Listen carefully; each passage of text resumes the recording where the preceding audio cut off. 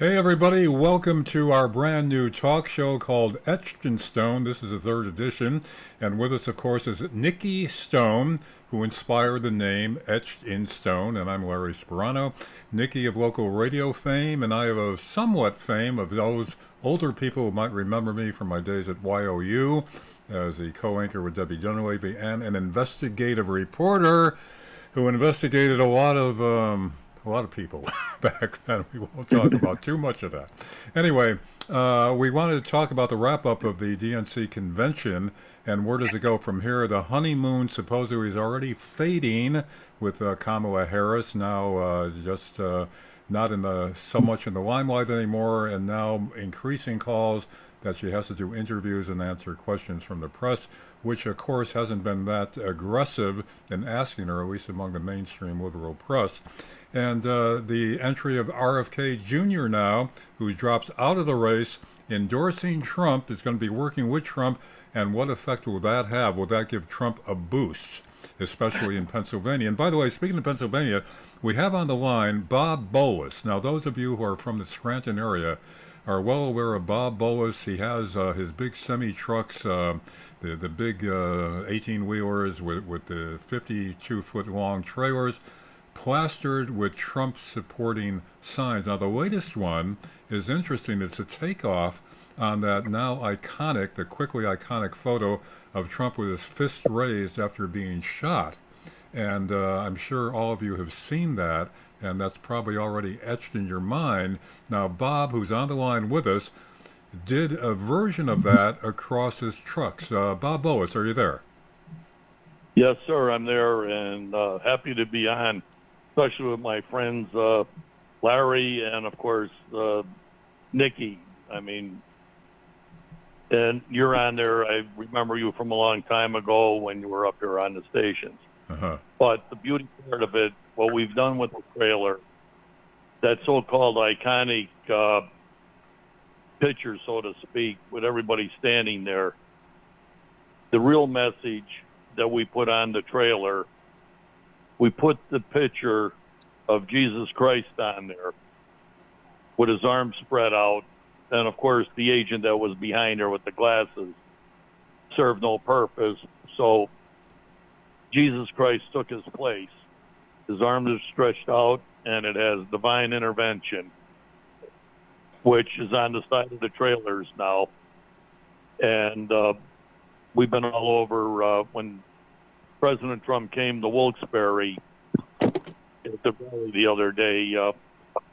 We had the trailer right off of Monday Street, backed right up against Monday Street. So when his convoy, so to speak, as I call it, when they passed by, President Trump saw the whole side of the trailer and was able to see that. And, of course, when he was leaving it, he saw the other side of it. That's great. And we had it backed up right by the exit road coming out of the arena. So everybody that was coming out of there, coming on to Monday Street, pulled right up to the light. They had to look at the back of the trailer. And we've had T-shirts made now that we're selling with that picture on it, because that's really the truth of what happened there. It had nothing to do with the agents. I think they were totally negligent. All enforcement that was there that allowed this to happen. Yeah, Bob, how do people get a shirt from you if they want to purchase one? How do they get a hold of you? They could contact my office at 570-346-7659 and just give us a call there, give us their information. We'll see that they get a shirt. And now, Bob, they're, I think, $35, $40 a piece. How much? We're going to sell them for 35. I had them at 40, but we want people to buy them and remember they're now part of history. Yeah. Again, everybody, to call in, as Bob Bolus is with us now, the call-in number is on the screen. You can see it before you. You punch in that number, and then you punch in the meeting ID, which is also on the screen. and you will get instructions from there. And we have actually another caller on the line. So, Bob, wrapping this up now so we can take another caller. You've been doing this for quite a while. This time around, do you see more support in the Scranton area at least, and throughout the state where you've been? Do you see more or less or the same support for Donald Trump?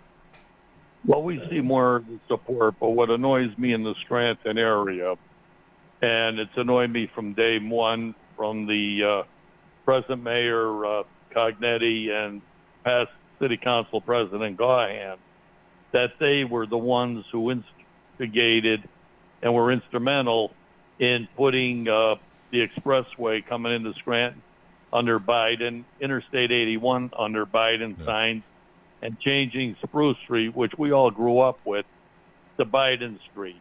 Yeah. And we never had the opportunity, or any of the people on the street had anything to do to stop it. They just went and did it with no regard for the people. And also at the expense, business people had to pay for the change in their addresses, all the literature that they put out. They didn't get any reimbursement from the city, did they?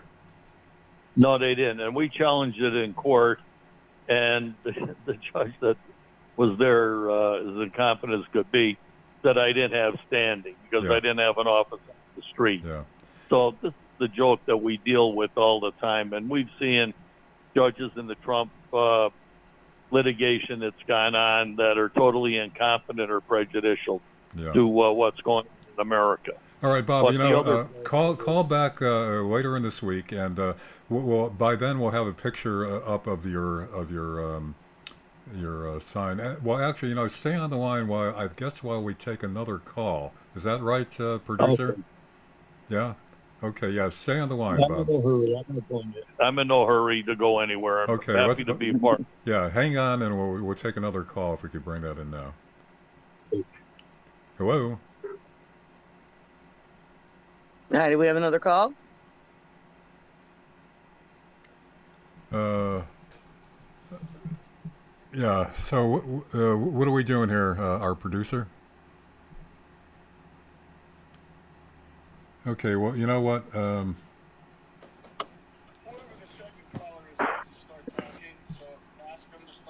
Okay, our callers start talking. We're listening. Who's on the phone? Yeah, if you're on the phone, you could start talking to us. Hello? Well, I don't know. Is there a delay maybe that they don't? There's probably no delay, right? I don't know. Well, folks, again, bear with us because, we're still...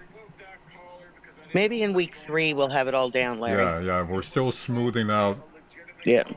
We're still smoothing out the technicalities, so stay with us. And yes. Bob, if you're still there, we could do a few more minutes with you. Bob, you there? Yeah, I'm here. Not a problem at all. I'm here as long as you need. All right. So, Bob, what I was asking you was, with all your promotion of Donald Trump, your support, your trucks, your signs, all that, this time around, do you see more or less or the same support for Donald Trump in the Scranton area and throughout the state of Pennsylvania, the key swing state of Pennsylvania? What's your reading on that? We've been throughout the state. We were in Harrisburg, Wilkes-Barre. When he goes back out to Butler, the trailer will be there definitely. But here in Scranton, as you know, we're dealing with a bunch of liberal Democrats, and it's a hard thing to chase. You have the Casey faction, that are in here. And it just turns your stomach with some of the stuff here because they're blind. Yeah. And the problem we have here is this mayor who now puts out the other day that, she's here, that we want Kamala Harris. Well, I'm sending her a message right now. Maybe she wants Kamala Harris, but I sure in hell don't want her. And this is my city more than it was her city. So please just remember, you represent all the people, not just your political group like you did with Biden and all. Well, Mayor Cognetti is also pushing for Scranton to be the home of the Biden Library, presidential library, which she says is going to be a great tourist attraction for Scranton. What do you think? Well, I think that's about as stupid a thing I've heard so far. Because let's face it, Joe Biden, in my opinion, and as a Scrantonian, a real Scrantonian, is a damn coward. To let them push him out of office. But then again, he's from Delaware, so I could understand his weakness. Because any politician in the city of Scranton would rather die before they gave up office. Yeah. Well, you know, So, he to me, claimed Scranton as his home town because he was born here. And what would he left when he was 8 or 9 years old? Is that it? I knew Joe when we were kids down at town hall when we went down there roller skating and stuff. Oh, really? There was nothing special about him. He was just another kid like the rest of us. And there was nothing that he was some tough guy or anything like that. He moved out of here and moved out. But the funny part I keep laughing at, and we have some dirty politicians in the city. Let's be realistic. I believe Scranton teaches, some of the people teach the mafia how to be corrupt, and then they go back to where they came from here. And Scranton has a long history of dirty politics. You know, we had dirty cops, dirty judges, and dirty lawyers. It's not going to change. Yeah. But Joe Biden was born here. He packed up and left. At any time in his life, Joe Biden could have came back here and became a real resident of the city of Scranton instead of using some of these dummies as pawns in his political life. He didn't He's a even come Delaware- back to go to school in the Scranton area when we have Marywood, Penn State, University of Scranton. He could have come back if he loved this area so much to go to college here. Well, Nikki, what he could have did, he could have took his lawn chair and his umbrella and sat on the shore of the Lackawanna River and got a suntan here as he does in Delaware.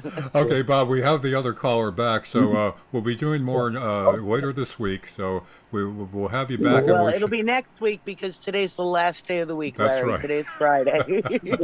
I've been in Scranton too long, yeah. Right. And we'll have a picture of you, and we'll have a picture of your truck with that iconic photo with Jesus Christ beside Trump. So thanks for Larry. calling. Tomorrow, Hey, Yeah. good night, tomorrow- Bob. Love you. Have a great day. God bless. Bye Hey, now. Larry, Bye-bye. you know, watching the DNC can make you lose a few brain cells. I'm just saying. Okay. Because I think I do. We have another. I guess our caller came back. Are you there? Hello. Unmute their mic. Like, they need to unmute their own mic on their phone, maybe. Yeah. Or if you're on your computer, Because if you're going through Zoom, you might have to unmute. It gets a little confusing. Yeah. Yeah. Do we know? Do we have a name for the caller or any kind of? No information. But, we'll keep efforting that call. Okay. In the meantime, Yeah. Nikki, so what do you think about the entry of RFK Jr., dropped out of the presidential race? The Democrats were doing all they could to keep him off all the ballots that they could. He wasn't getting anywhere, so he dropped out and he's throwing his support to Trump. Rumors had it earlier that Trump was going to call him his running mate instead of Vance. Some people tend to think that Vance is unpopular, which I have not heard, but I heard that from the Democratic Party. People in the Democratic Party telling me that Vance is so unpopular that maybe they'll replace Vance with RFK. I doubt it at this stage of the game. Yeah. I think that RFK was gaining some momentum, some good support from people. I was worried that if he continued to run, that we would be handing votes to Biden pretty much by the votes that were going to RFK. But now with RFK behind Trump, I think that's a positive move for the Republican Party. Yeah, I think it'll throw some support to Trump. According to one of the polls that are out, 47% of RFK Jr.'s supporters will go for Trump and 27% for Kamala. So, there was an edge there for Trump. I would think that RFK, he's also considered a iconoclast. He's not with the regular party people, and so that kind of corresponds with the outsider Well, image fighting the system that Trump has. So I think that would kind of mesh together. I mean, he said more often than not, it's not the Democrats are not the Democratic Party from, his forefathers. Hmm. You know, he sees that there was a shift and a change, Yeah. that it's not for the people anymore, even though I mean, all we've been hearing through this Democratic convention with my head hurts from hearing it.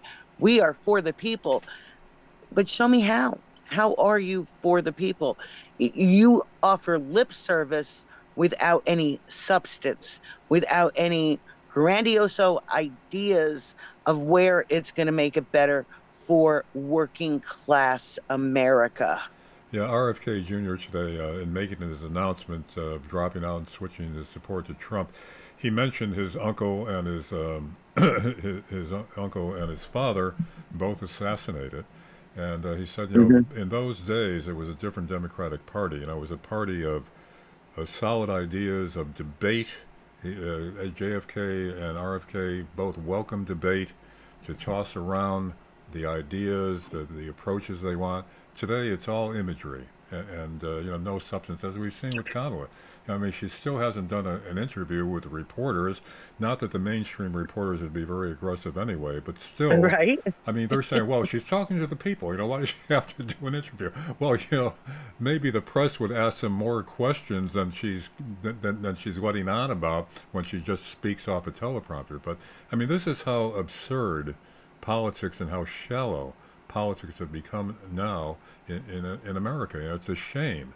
And I'm getting out of what's going on with the DNC and Kamala at the moment is how bad Trump is and how he is against the people somehow, some way. And I'm still failing to see what they're saying and how they are for me. Like, win my vote. You're not winning my vote because the stuff you talk about is well, as I said again, lacks the backing to show what you're going to do. It's like they're making all these promises and they don't care if they can follow through on them.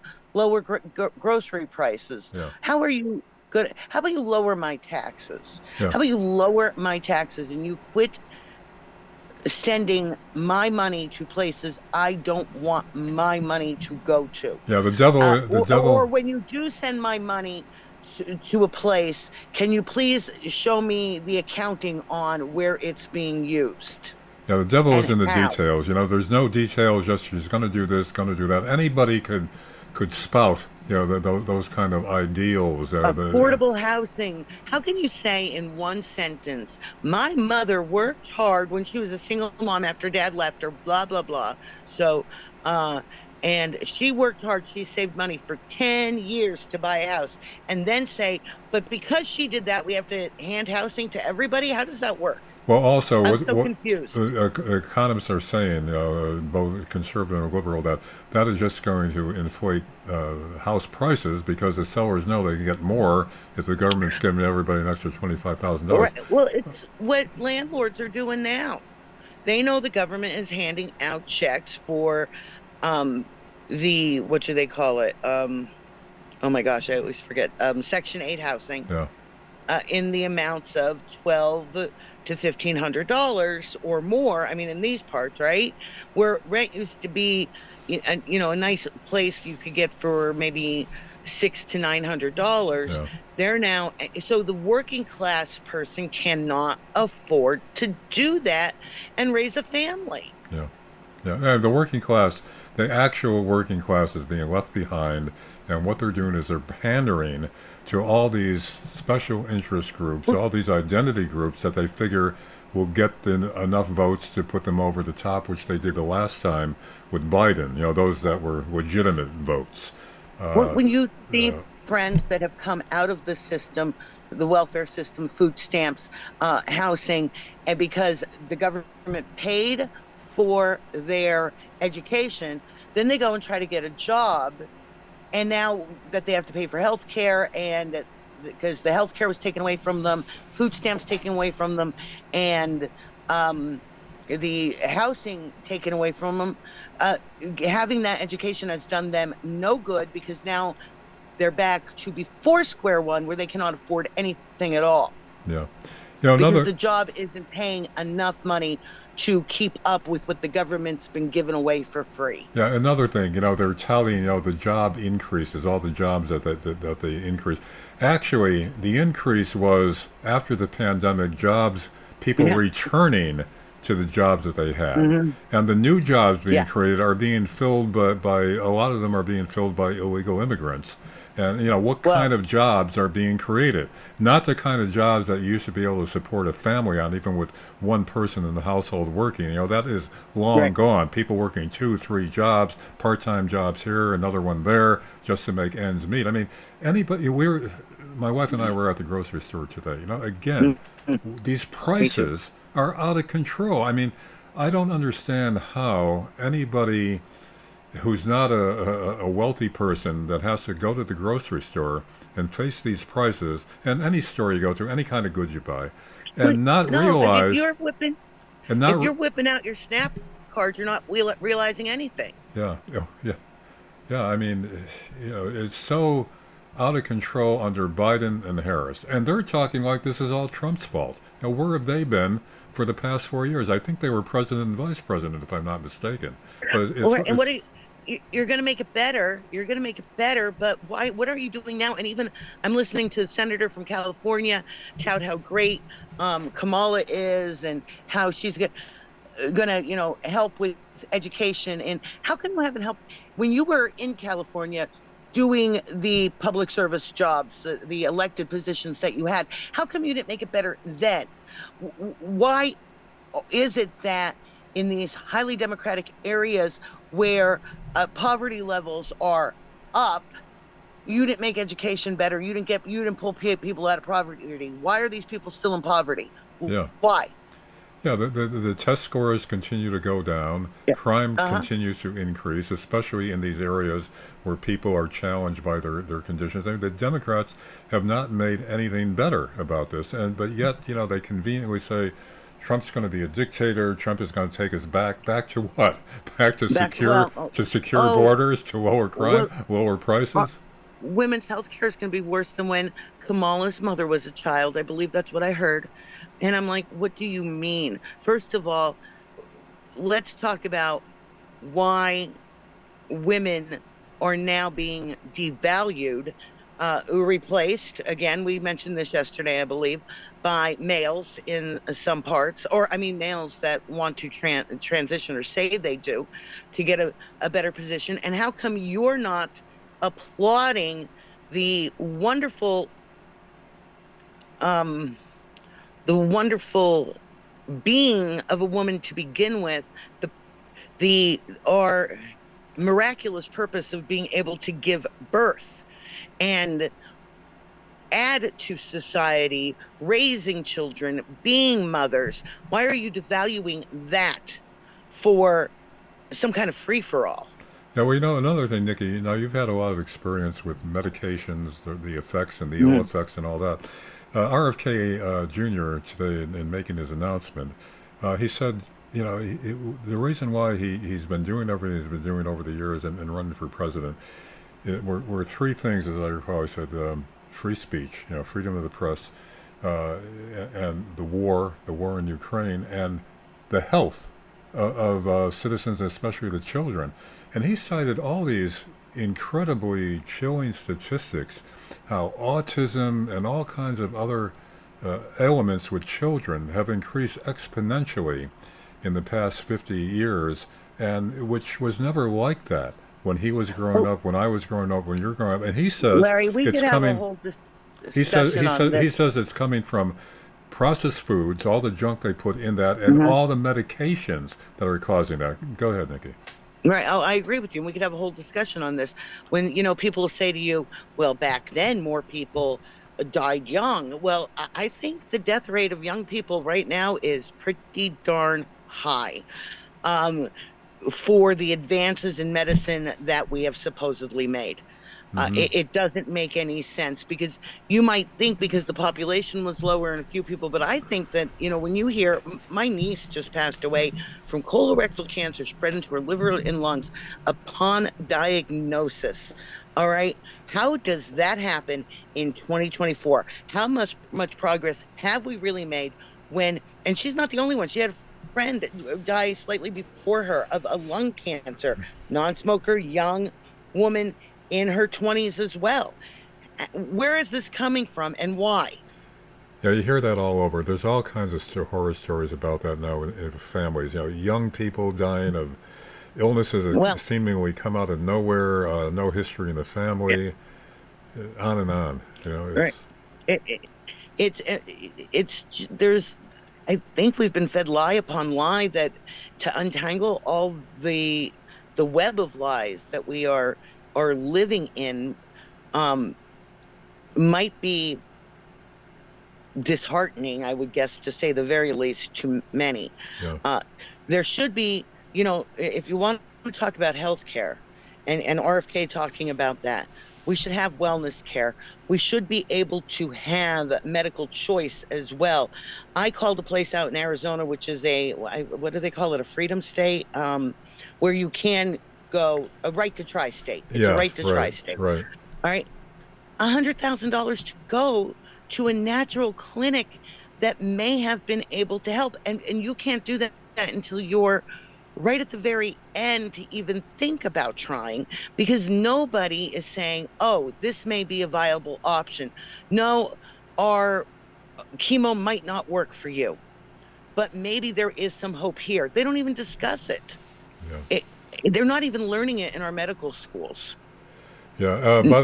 By the way, we still are taking calls, so the call number is on your screen, 929-205-6099. So you tap that in, and then it'll instruct you to put in the meeting ID, etc. It's fairly simple, actually, to do it. So we'd love to hear from you on what we're talking about or other topics that are on your mind. Another thing that JFK was discussing was the war. Can I just say one more thing before you move the subject on? Yeah. If it's my body, my choice when it comes to abortion, all right? Why isn't it my body, my choice when it comes to my medical care to begin with? And why isn't every state a right to try state? Yeah. Can I ask that?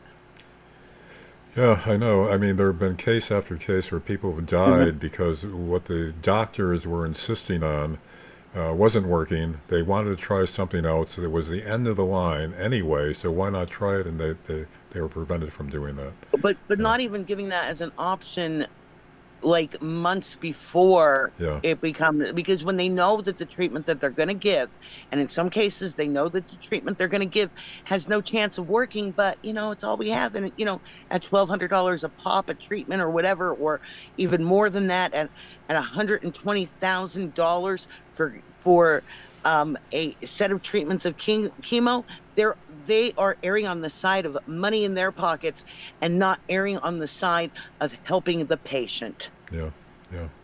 Another thing that RFK Jr. hit upon was, he was concerned about war. And he's saying the same thing that Trump has been saying, and other people in the know have been saying, that we are marching towards a possible World War III that possibly and increasingly likely would go nuclear. I mean, this is serious stuff, and it's being poo-pooed by mainstream media, not even considered. Now, what he said is what other people, what other serious, knowledgeable analysts have been saying for months now, for over the past year, including a guy named Paul Craig Roberts, who I interview frequently. He was the Assistant Treasury Secretary under Ronald Reagan and held a variety of government positions and knows his stuff inside and out. And what he and others have said, including Gerald Suwunti, somebody else I interview, is that this whole thing with Ukraine, it was an unnecessary war. And Putin was making his case, which we kept ignoring. And what the real motivation was behind the Ukraine war was the neocons that are deep in the government, in the State Department and elsewhere, wanted to overthrow Putin, a regime change in Russia. So start this war, instigate the war, keep it going to bleed Russia militarily and to weaken support for Putin and overthrow him. This was a neocon operation, and hundreds of thousands of Ukrainians are dying needlessly because of this. The way they pushed Putin into this was that they were attacking. We overthrew the elected president of Ukraine in 2014, engineered by Victoria Nuland, who was then the Undersecretary of State. We installed one of our puppets who was anti-Russian, and they began attacking the Russian-speaking cultural Russian regions of Ukraine, which is the Donbass region, attacking them, and also threatening to join NATO and bringing more missiles closer to Putin's border. So naturally, he takes that as an existential threat, similar to what we did in 1962 during the Cuban Missile Crisis, when Khrushchev brought missiles 90 miles off our shore into Cuba. We almost went to nuclear war with Cuba. I remember it in school, hearing the bulletins, what was going to happen. So now the shoe is on the other foot, but we're ignoring that. This is a position we put Putin in. No matter what else he is, we've been pushing this purposely. In fact, there was an agreement between Ukraine and Russia that we told them to forget, to scrap it. So this war could have been prevented or over quickly. And as Trump has been saying, he could end it practically overnight by having them deal realistically and to stop pushing Putin into a corner, which they're doing. So, I mean, this may be off the track what we're talking about, but it shows how misinformed, uninformed we are by the mainstream media. That is why people don't know really what the heck is going on these days. Do we have a call coming in now? I would be really interested in seeing where that money that we sent to Ukraine has gone. I just would like to see. That's another thing. Ukraine is a corrupt country to begin with. Who knows where a lot of that money is ending up? And do we have a caller? No, I'm not sure. But again, call in. The number is on the screen to give us a call and express your thoughts. So we'll keep trying. Yeah, we're working out the bugs here. It's a brand new show, and we're doing it through the internet, and there's a few wrinkles yet that we have to straighten out. But we'll internet get there. Was perfect. Yeah, it was our savior. Yeah, this brings up another thing. They've got control of the mainstream media. Now they're going after shows like ours and others on the internet. More and more censorship. So where is this going to end up? Well, it's hard to say. It is, and when you go on social media, you're getting flagged when somebody in the social media police decide that you said something out of line, or uncalled for, and we have to be really careful with that. When they consider, you saying just the word suicide as bothering people, or might encourage people, I don't know. Well, I get confused that they could pull you down, and I've seen other people use lesser words and get knocked off of Facebook. Well, some of my reports is a case in point of what you're talking about. Now, for the past year or so, I've been reporting on the Ellen Greenberg case. 27-year-old school teacher, Philadelphia, and she was stabbed 20 times. And I've been on your show, on the radio show WILK, explaining this. We've had her parents on and all that. Anyway, 20 stab wounds under very suspicious circumstances. 10 in the front, one straight through the heart, 10 in the back, including the neck, which is very hard to reach. And a forensic pathologist said, at least one of them, 2, even possibly 3, were inflicted after death. It comes to Shapiro. Who was the Attorney General of Pennsylvania at the time before he became governor, and twice he said, "It was a suicide." What are you talking about? Nothing to see here, folks. Parents have been trying to get this uncovered, a real investigation, for 13 years. And Josh Shapiro, that crime fighter, that was one of the platforms that he ran on. crime fighter. He's a freedom fighter now because he believes that freedom begins with our children in schools. Yeah, They need more freedom in schools. Yeah. well, I don't remember. he was a part of the Pennsylvania delegation the other night. When they cast their votes for Kamala, he was there talking, and he mentioned how among the things that they're fighting for is justice.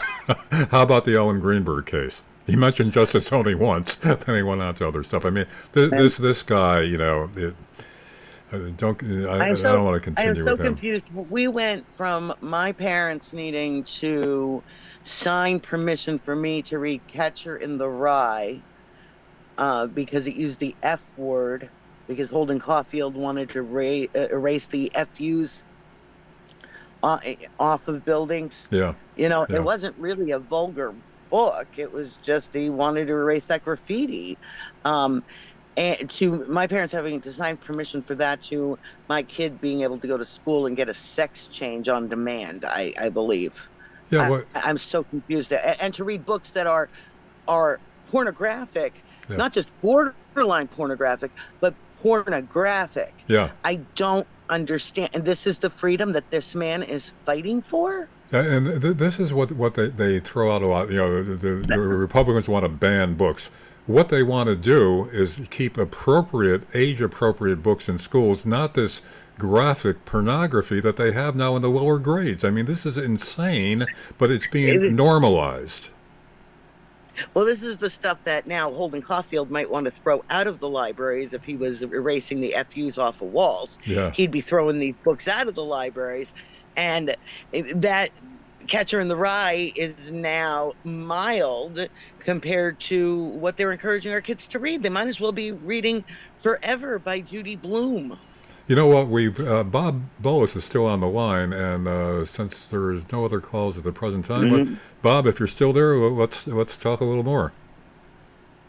Yeah, I'm still on there. I'm enjoying the show. All right. So, what do you think about what we've thrown out? Well, Shapiro.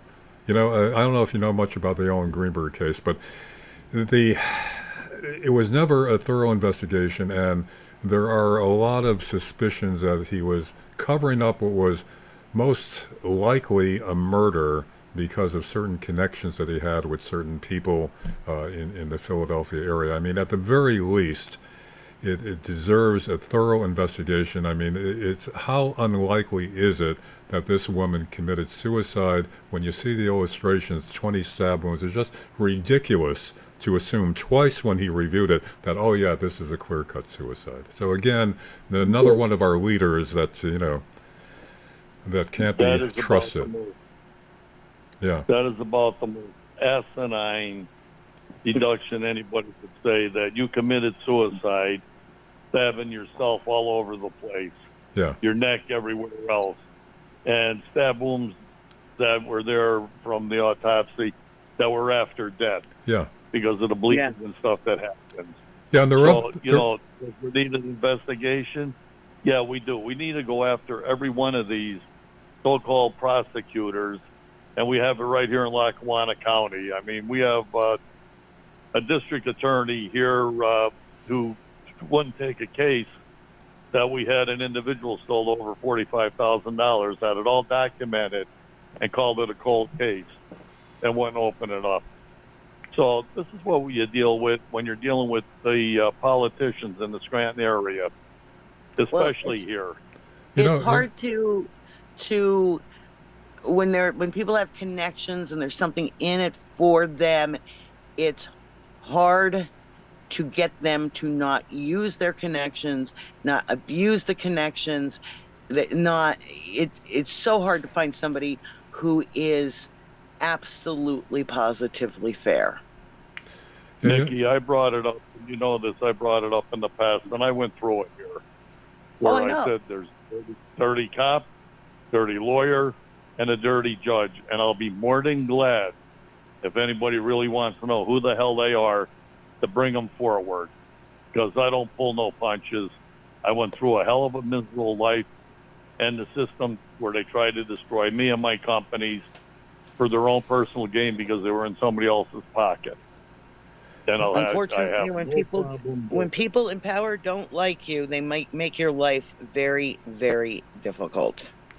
Yeah, Well, they're in the power. And people, it shouldn't be that way. It's just, I'm not saying it should be that way by any means. I am saying it's the way it is, and we let it happen a long time ago. And how do you fix it now? How do you stop people from being this way? And Because people keep returning the same politicians to office time and time again. Mhm. I think part of it is because they grew up in the Scranton area. It's largely Democratic. They grew up that way. When the Democrats really were trying to help the working class, no longer is that the case. They become the party of privilege, and they're elitists in their own circles and all that. But people don't realize it. To me, that's the big mystery: how people haven't awakened to Keep this.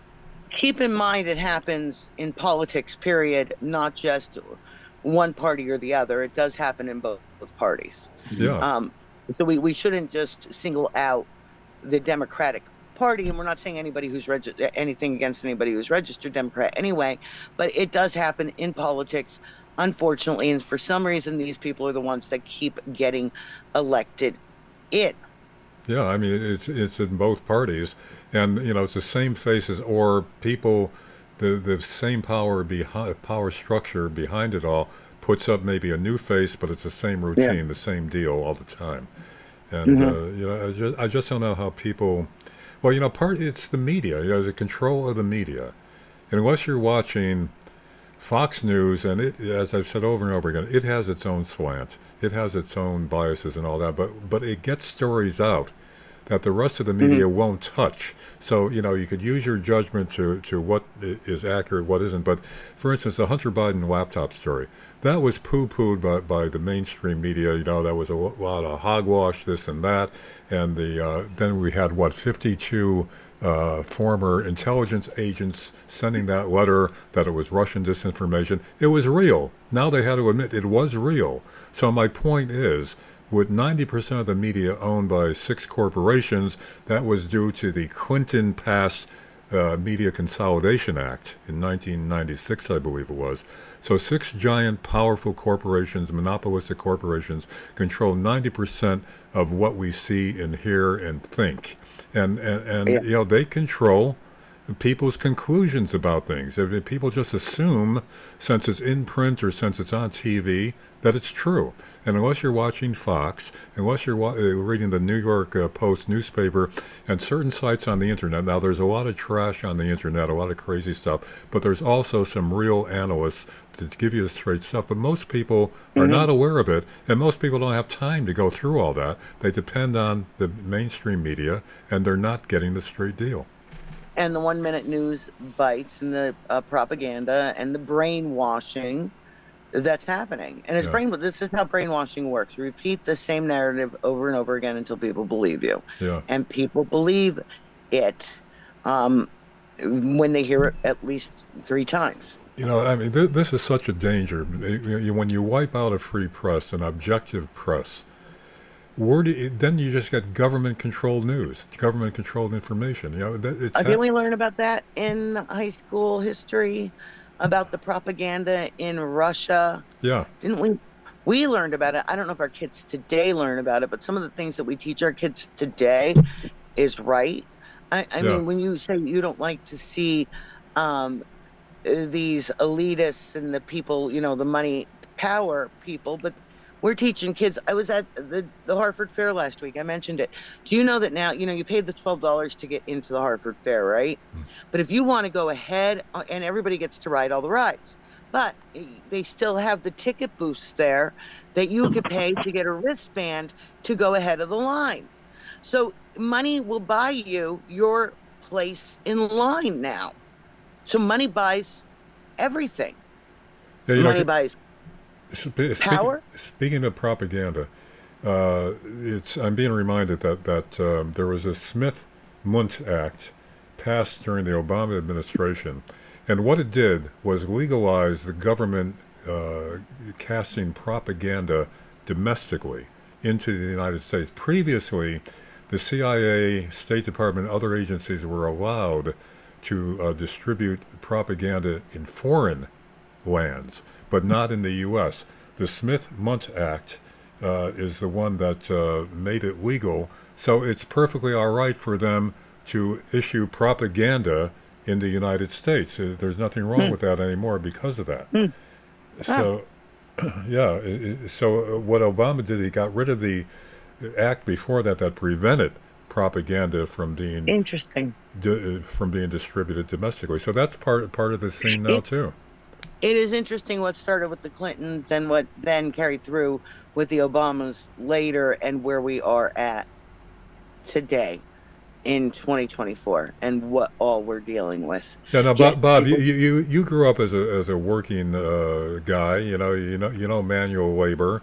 You've worked in the field, and that's something that's lacking with most of the politicians. Correct? Still there, Bob? Yeah, I grew up in the trucking business, and at an early age, we had to work, and we're still working. When I was a young boy at age of 13, I took a truck from Scranton to Binghamton, New York.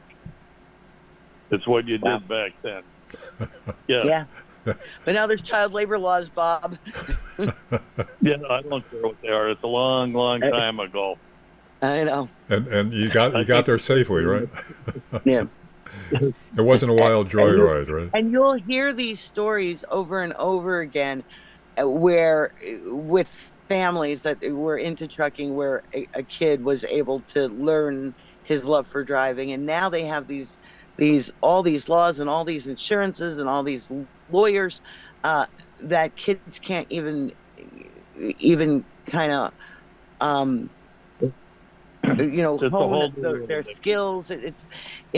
But people say, oh, but the coal mines and how they were treated, I get it to a certain extent, but that's all part of life. You get to learn stuff. Now I'm hearing from a 20-year-old, I'm 20 and I need to be 20. I said, people were working at 12. Like, it's not, they're so totally against even raising a working class, raising kids with any kind of work ethic. Yeah. Yeah, I mean, well, go ahead. When we had to work, if I'm not interrupting, if we had to work, it's the way of our life back then. Today, it's a whole different world. Kids can't even write their name now. Yeah. They don't even know what cursory writing is. Is having to work all that? Yeah. Is having to work all that bad? Is like, why is it looked down upon? Why are we looking? Here's another. Go ahead, Bob. Go ahead. Yeah. Look at our area, what developed here, and the people that developed our area many, many years ago. The church I bought here in Scranton, that's 115 years old. And the Holy Cross Church, I preserved it. They were going to tear it down. And look at the workmanship. Mm-hmm. Yeah. And that was done by our immigrants that came here. And when you look at it, you just sit in awe. How did they even do this? How did they get a bell up in the But today it seems like they want everything to look like the crossings in Cannersville. Yeah. Yeah. That's what they want. Everything to look the same. Every area you go into has to look like the crossings or something, or look at the shops at Montage. It could all look like that. And be empty. Okay. Do we have another call coming in? Hello. Hello. Yes. Hello. Yeah. Go ahead. Hi. This is Rose again, but I'm going to be shorter today because I don't want to take up your time, and I'm Okay.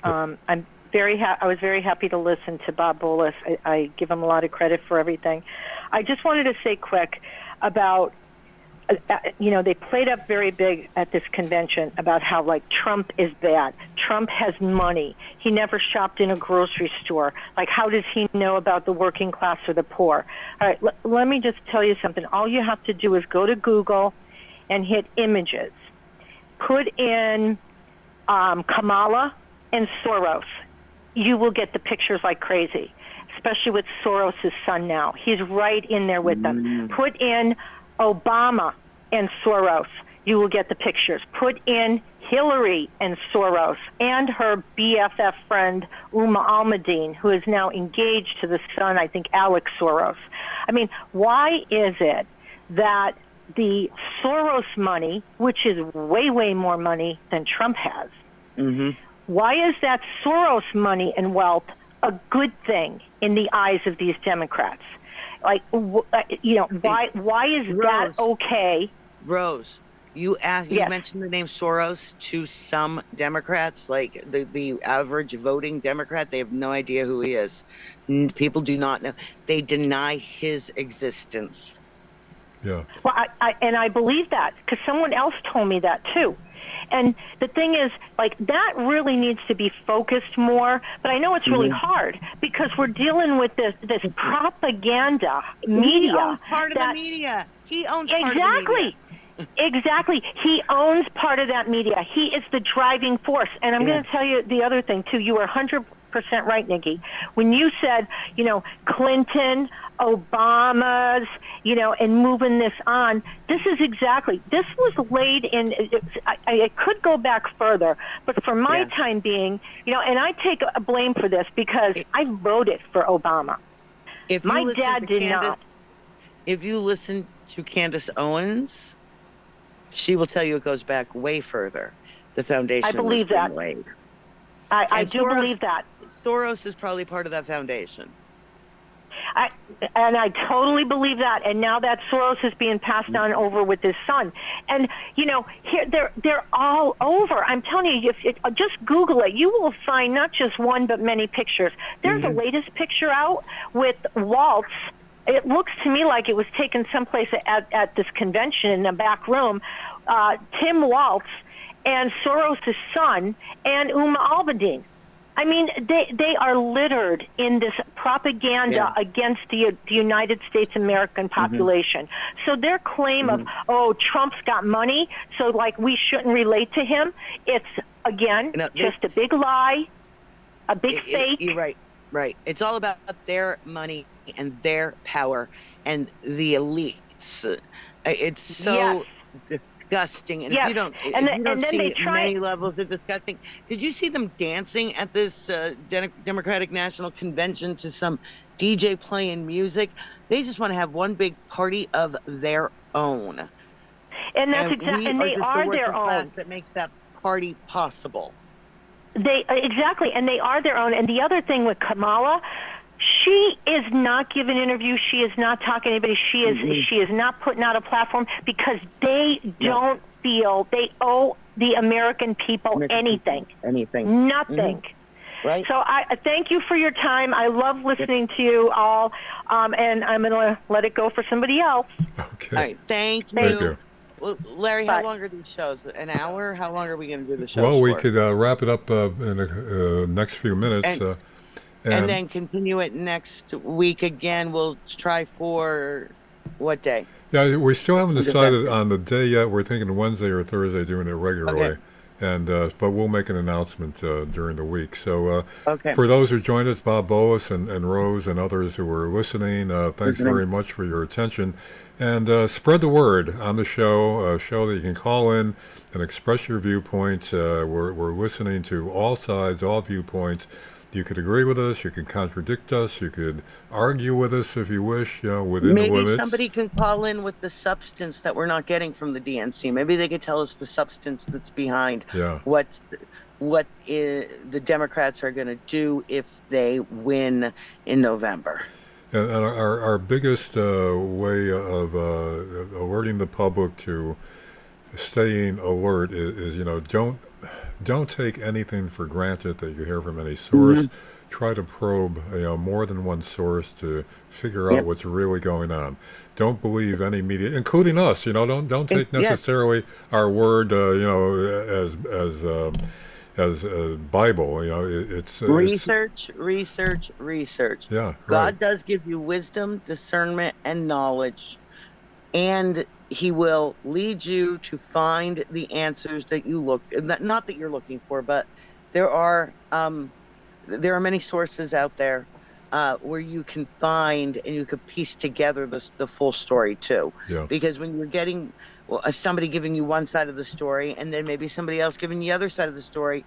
By reading as much as you can put the middle parts together and figure out how the picture really looks. Yeah, so until next week, it'll probably be Wednesday or Thursday at 7 o'clock. We're still working out a permanent time. But thanks for joining us. Bob Bolus, thank you for your input, and we'll be hearing from you again. And next time, we'll show that truck with that iconic photo, which you have altered, showing divine intervention. So, Bob, thank you for your thoughts. Hey, Larry, just briefly, I want to bring back a memory when we went for an airplane ride. You'll remember who I was talking about. Earlier in the day. Yeah, that's right. You could share that. You could share that with Nikki. Yeah, we flew over a certain part of Scranton.